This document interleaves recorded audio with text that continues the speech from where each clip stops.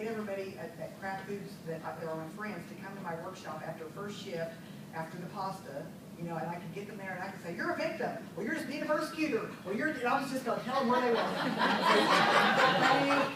Thank goodness, only a few people came. But anyway, I couldn't wait to tell everybody what I knew, because see, that's not good coaching, and it's not even a good understanding, because it's really about looking in the mirror. Because I can't change you, and if I tell you what you are, you're just going to make me wrong. I might be right, but now we're in ping pong, right? We're fishing.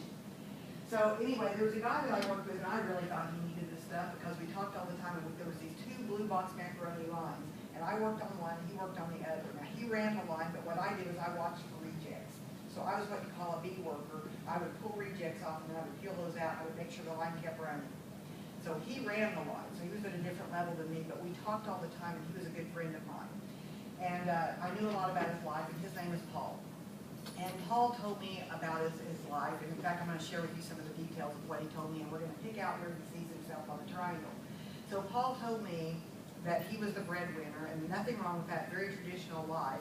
He brought home the bacon, but his wife managed the purse strings. In fact, she gave him an allowance every month for the snack machine.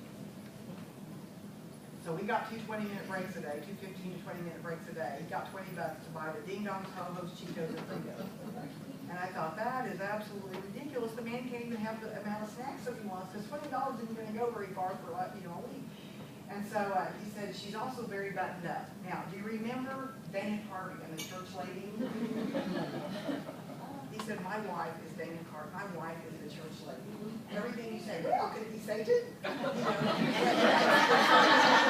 She wears a little bun. She, high-up button turtlenecks. If you tell a dirty joke at all, she takes it so seriously. You're going to hell, you know. And so he's like, she would not like you. You're way too honoring. I was extremely honored back then. I had a lot to work on. I didn't know it, but I did.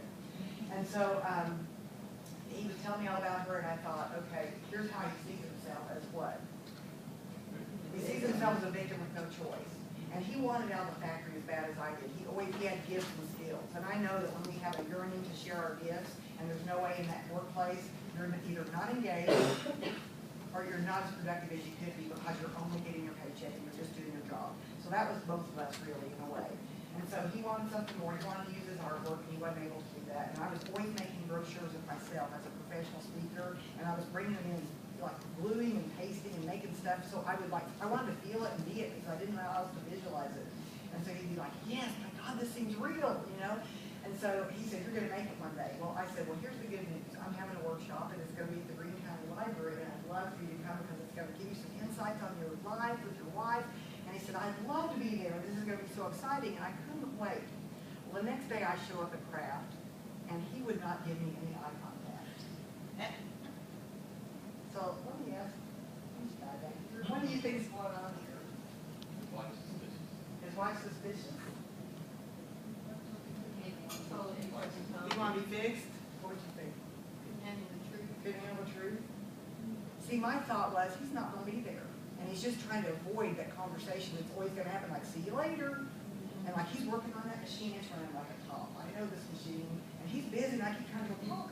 Because he knew I've been talking about this workshop for like 3 weeks. I'm going to do this workshop at the Green County Library, and I can't wait. Change is hard. Change is hard, and he was worried of change. Here would have been my past pattern, because I am all about working on patterns and identifying patterns that keep me from getting to where I want to go. So in the past, here would have been my pattern. I would have found people that knew Paul, and I would, so role play with you. Do you ever work with Paul? Sure. Do you think he's a little bit shady? I do too, because he's not giving me any eye contact, and I'm thinking that maybe he's not coming to my program today. He's just trying to avoid that conversation. I know. He's done that to me. So then when I go over here and I say, hey, a couple of us were talking, Sue and I were talking, do you find Paul to be shady sometimes? Yeah, sometimes. I do too. He's a little bit shifty, and like I'm just starting to see that he tells you just what you want to hear, so that I get it. I know. He's not making eye contact. So let's find someone else who has a different opinion of Paul, and this is Gail. Gail has a different opinion. She's a strong-minded person. She's not going to necessarily deal with the gossip. Gail, a few of us were talking, and what's your name? Carolyn and I were talking, and we kind of think that Paul may be a bit shady and that he's not coming to my workshop today. What do you think?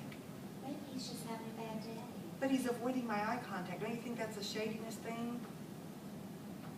Well, I really don't know Paul that Have you noticed how Gail doesn't see things? Isn't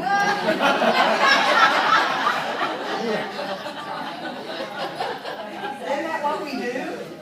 We try to get that social proof, and if someone else doesn't see that, they don't know it, they don't get it, they're crazy. They're crazy. They must be nuts, or they living in a cave. And so I thought, no, I'm not going to do that. I'm confronting Paul myself. And so I said, Paul, get over here. And Paul gets over there, and I go, I'll see you later. And he goes, oh, I'm not going to be able to be there. And I go, oh, why not? I'm so disappointed. And he goes, my wife. And I said, you need to bring her too. I said, I will be buttoned up. I will not tell a dirty joke. I will not speak bad language. It's going to be professional. I'm practicing. I'm even going to dress up. I'm not even wearing a uniform. It'll be different, I swear. You just need to come. He said, well, it's not that. He said, here's the truth. He said, the truth is, I've been promising to take her to look at lakefront property for quite a long time, to look for retirement property, and now I haven't kept that promise, and so now I can't get out of it because I've made the promise for too long. Here's what I'm doing. I'm psychoanalyzing. I'm going, okay, she's not a church lady. No wonder she keeps him on a short rope. He lies all the time to tell people. So now he really needs this stuff, and I'm thinking about ways of getting there because I'm thinking, oh, it's so important. I just need to convince him to be in there because this lying is a pattern that you need to stop. So where am I kind of going? And I don't even realize it. I got to fix this guy. He's got problems, and I got the answer. So while I'm trying to talk Paul into it, he's giving me his excuses. I see Dan, the electrician. Good-looking Dan. Dan has had lots of affairs. He needs this stuff. He needs to get back into integrity, and I can fix it. And so I decided I'm going to try to get Dan over there while I'm holding on to Paul's sleeve. So I remember this as if it was slow motion. I remember Dan. Wow, he tore. I remember myself going.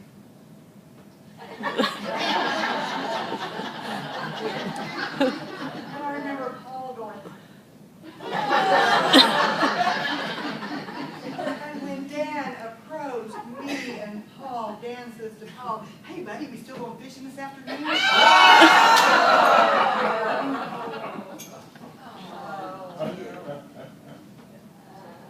You lied to me? Yes. Stop. Why do you think Paul lied? He didn't want to come. He didn't want to come. He didn't want to hurt your feelings. He didn't want to hurt my feelings. So if he didn't want to hurt my feelings, where is he on the triangle? Here's what Paul said. I want you to hear this and hear me well. You gave me no other choice. You gave me no other choice. I said the choice was not mine to give. Dorothy, you have the slippers on. The choice is yours. He said, what were they? Remember this. Responsibility is first of all the recognition of choice. If I cannot recognize my choices, I cannot live responsibly.